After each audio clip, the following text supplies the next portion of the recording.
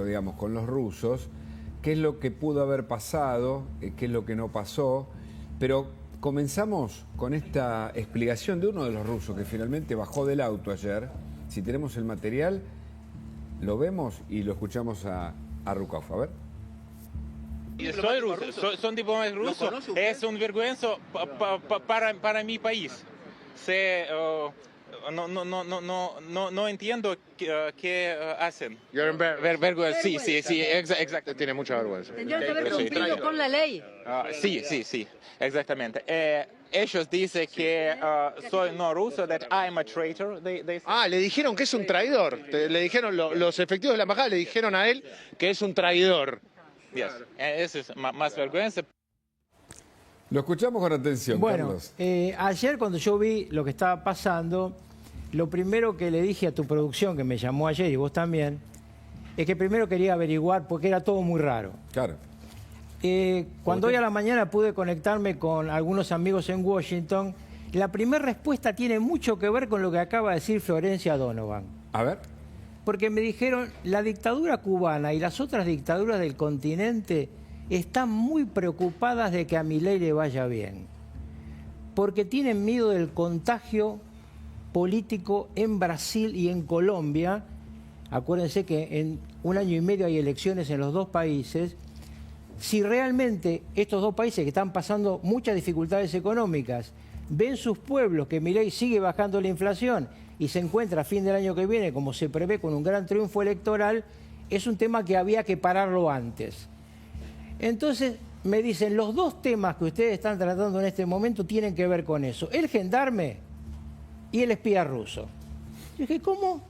Sí, dice, porque ¿no te diste cuenta que cuando ustedes ayer muestran en la televisión lo que ocurrió, no muestra su identificación el ruso? Y que inmediatamente aparecen 3 tipos de la inteligencia rusa a cubrirlo. Esto no es para un perejil. Sí, como diría Fantino. ¿Cómo es esto que aparecieron 3 espías? Sí, mira, vamos por partes. Primero te muestro... Ahí tenemos la secuencia. Primero vamos a hacer lo que hace un diplomático, a mostrar a los televidentes qué hace un diplomático. Este es mi viejo pasaporte diplomático. Correcto. Cuando a vos te paran en un control en cualquier parte del mundo, yo tuve 3 experiencias, una en Moscú, una en Washington y otra en Roma. Vos mostrás esto por la ventanilla, no abrís la ventanilla del auto. El policía que está del otro lado te pide que lo abres y le muestres tu foto. Porque no solamente tiene que tener la tapa del pasaporte, sino que tiene que saber que vos no te robaste también el pasaporte. Claro, el dueño ¿no? de ese pasaporte. Exacto. Bueno, ahí está cortado porque ya no... Porque no existe más esto. Exacto. En el caso específico de Moscú, a mí me paran en un control muy importante porque había habido un acto de violencia muy fuerte. El chofer de la Embajada Argentina va por un costado, la cola era larguísima, titilando y con cuidado porque me decían, los muchachos de la KGB tienen gatillo fácil. Llegamos, hicimos esto y seguimos. El señor Sergei, conocido como el Zorrito en Cuba. ¿Y por qué en Cuba? Porque acaba de llegar de Cuba. Este hombre viene a manejar Casa Rusia en la Argentina. ¿El que apareció ahí? El que yo mandé la foto a tu producción. A ver. Una foto muy buscada en los medios de comunicación porque el señor estuvo todo el tiempo agachado. Yo lo mandé, esto está pegado a mi X de hoy, donde pregunto quién es Sergei. Digo, para los muchachos de la producción que se los mandé. Le mandé tantas cosas, la culpa no es de ellos. Claro, está porque bien. Le mandé la bandera del Servicio de Inteligencia Externo ruso, el CBR. Esto es el CBR. Ok. Esto es el CBR. La inteligencia rusa funciona en el exterior con 2 tipos de personajes. Lo que fue en su momento la KGB exterior y el GRU, que es la inteligencia militar. Pero yo me quedé pensando, cuando paran a los autos diplomáticos rusos, ¿aparecen 3 espías? Lo paran. A ver, el señor no muestra identificación, llama por teléfono y aparecen 3 tipos de camisa blanca. Esos 3 tipos de camisa... Ahí está. Es Sergei. Digo, mírenlo, porque es muy importante que se sepa que este señor, que viene de manejar Casa Rusia en Cuba, va a manejar Casa Rusia en la Argentina. ¿Qué es eso? Es el lugar donde se puede controlar a los rusos que han emigrado a la Argentina y donde puede haber una actividad de contrainteligencia. ¿Y por qué mis amigos de Washington lo pegan con el gendarme? Porque también es otra situación sin explicación. ¿Por qué a un pobre tipo, un gendarme que va a visitar a su mujer y a su hijo, lo meten preso la narcodictadura de Maduro y Cabello? Porque son parte del mismo paquete. Cuba, aunque parezca un país chiquito, tiene una estructura de inteligencia, el G2, tan brillante y tan extendida que en su momento, durante 40 años, controló un embajador norteamericano que estuvo acá. Tiene mucha inversión. Un embajador norteamericano que estuvo en la Argentina, autor de la traición en Bolivia. Evo Morales llega al poder en Bolivia de la mano de un embajador norteamericano que trabajaba para el G2. El G2 cubano está muy preocupado por Milei. Durante todo este año han intentado mover a sus viejos amigos. Sí. El principal activo del G2 cubano es Cristina Fernández de Kirchner en la Argentina. Es la principal amiga de la dictadura cubana. Han intentado mover a la gente a la calle, no lo han logrado. Han intentado moverla en este diciembre. Por eso yo creo que este tema hay que mirarlo con mucho cuidado. ¿Qué hacer Hey si es que Moscú no lo llama por el error de haber mostrado la cara? Hay que mirarlo con cuidado y hay que tener mucha atención, yo le digo a la inteligencia argentina, a la contrainteligencia, con muchos cubanos y venezolanos y también algunos bolivianos que han llegado a la Argentina. Milei es un enemigo central para la dictadura del continente, como es un amigo central para Trump, ¿no? Claro, para Estados Unidos. Después vamos a escuchar lo que dijo Patricia Bullrich, si lo podemos tener. Habló y dijo que ayer se comunicó con el gobierno porteño, por un lado, y con Gerardo Huerten, con el canciller, para tomar una decisión, me gustó la palabra, geoestratégica, para que este tema no se amplíe tanto. Y también Patricia Bullrich se refirió a la denuncia que presentaron contra Laborde, el ex embajador en Venezuela, a quien no se entiende bien de qué lado está jugando. Pero bueno, puedo describirles a Laborde. Sí. Laborde es un hombre del Partido Comunista de la Argentina, oficialmente del Partido Comunista de la Argentina, uno de los tantos que rodearon a Máximo Kirchner. Máximo Kirchner ha sido rodeado por una estructura de viejos comunistas, algunos millonarios, porque han pasado por el cooperativismo, otros de menor cuantía económica. Bueno, y esto está relacionado con el memorándum de entendimiento con Irán, si uno empieza a tejer cómo pero funciona. Fundamentalmente Laborde, como fue con el embajador argentino en China, fueron durante todo su periodo más embajadores del país receptor que nuestros. Laborde era un hombre de Maduro y Diosdado Cabello. Es muy importante entender esto porque la dictadura ha secuestrado a este gendarme.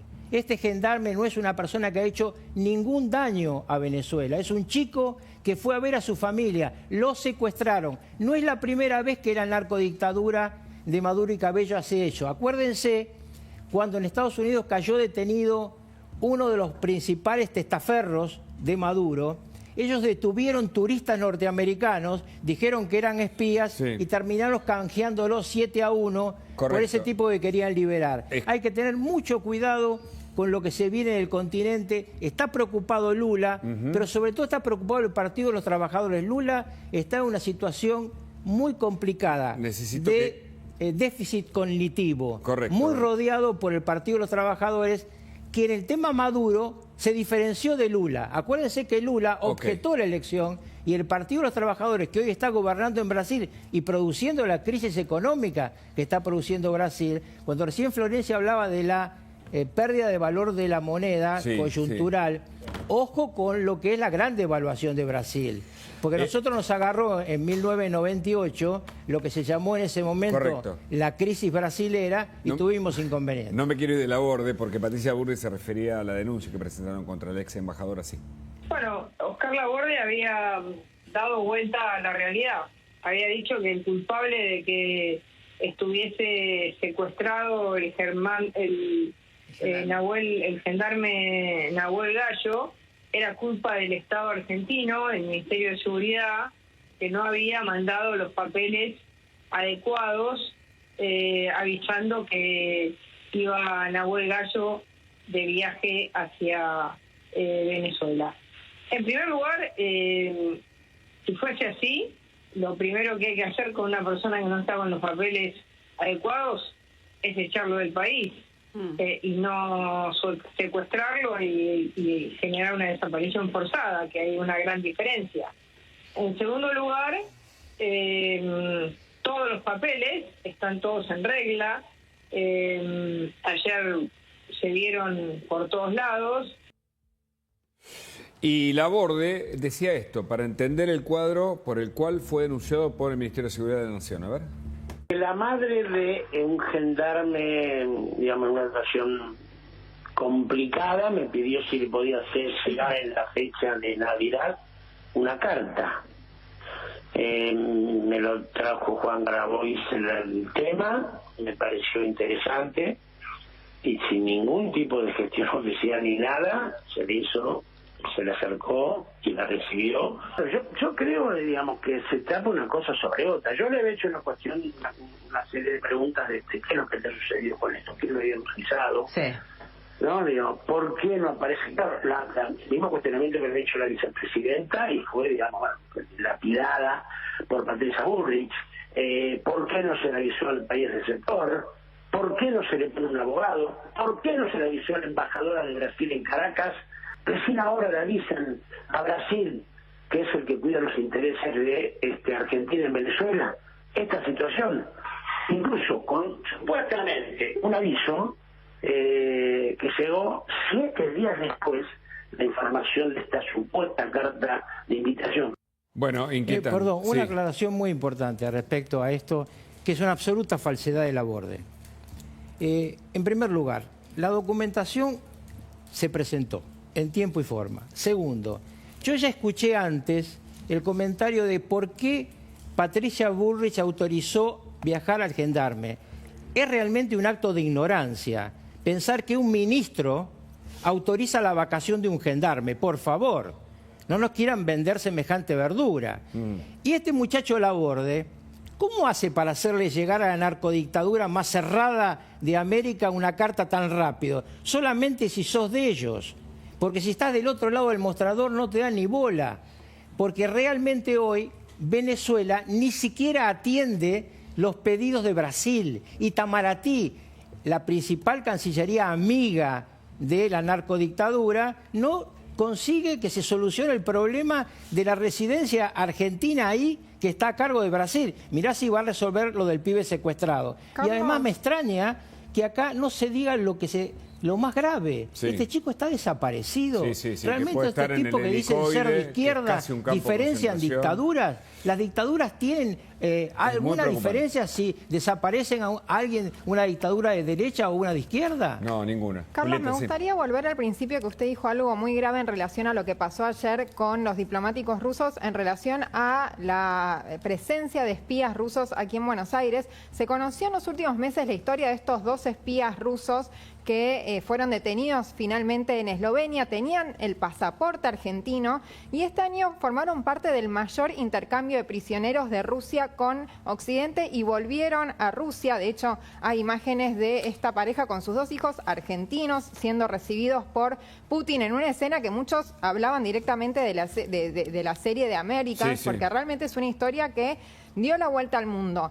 ¿Qué se sabe de la presencia de espías rusos en Argentina? Es muy interesante lo que planteás, porque esto tiene que ver con algo que dijo en su momento Alberto Fernández, ¿se acuerdan? De la puerta a América Latina. La puerta de Argentina para Rusia en América Latina. En realidad el tipo, como era muy ignorante, no sabía que la puerta era Cuba, ¿no? Claro. Pero no, a lo que yo voy es que, ¿por qué interesan los pasaportes argentinos a espías rusos?